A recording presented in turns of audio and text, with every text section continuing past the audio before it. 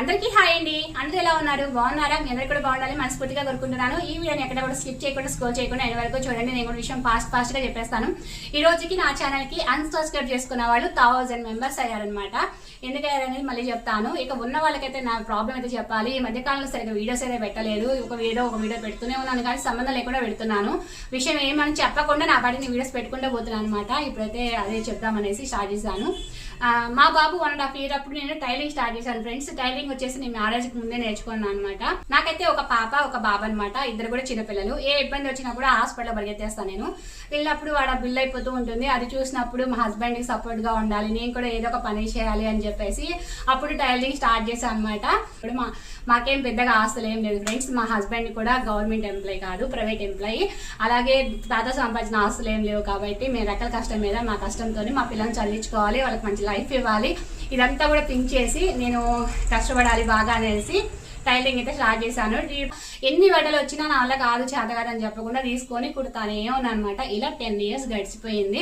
ఇక 10 years తర్వాత నాకు కొంచెం హెల్త్ ఇష్యూ వచ్చింది అనమాట. ఏంటా అని చెప్పి హాస్పిటల్కి వెళ్తే డాక్టర్స్ ఒకటే చెప్పారు, టైలింగ్ జోలికే పోవద్దు, పోయినావంటే నువ్వు నడవలేవు అని చెప్పేసినారు. ఇంకా వెంటనే భయం వచ్చేసింది. మా హస్బెండ్ కూడా వద్దంటే వద్దనేసినారు. సరైన ఆపేసా అనమాట. కానీ తర్వాత చాలా ఇబ్బంది అయిపోయింది. అప్పటి వరకు ఇద్దరము, తర్వాత ఒక్కరే అంటే చాలా ఇబ్బంది వచ్చింది. 1.5 year అప్పటికి నేను ఇంట్లో ఖాళీగా ఉన్నాను.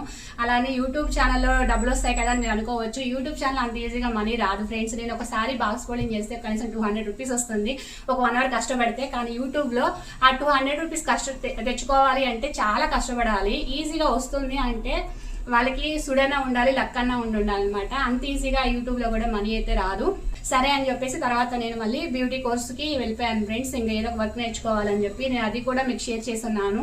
బ్యూటీ కోర్స్కి వెళ్ళాను, అది నేర్చుకున్నాను. తర్వాత బ్యూటీ నేర్చుకున్నాక మనం ఏం చేయాలి ఫ్రెండ్స్, నెక్స్ట్ షాప్ పెట్టాలి. బట్ నాకు ఆ షాప్ పెట్టేంత అమౌంట్ లేదు.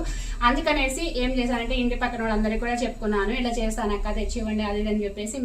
ఈ ఒక హడావుడిలో నాకు యూట్యూబ్లో మంచిగా చెప్పడం కానీ వీడియోస్ చేయడానికి కూడా టైం లేదనమాట. ఈసారి మీరు చూసుంటారు, మొన్న నేను మీకు శారీ బాక్స్ ఫోల్డింగ్ చేసి చూపించాను కదా, ఈ శారీ అనమాట. ఏమైనా నాకు మళ్ళీ 8 sarees ఇచ్చారనమాట. బాగా చేసినావు చేయమని చెప్పి.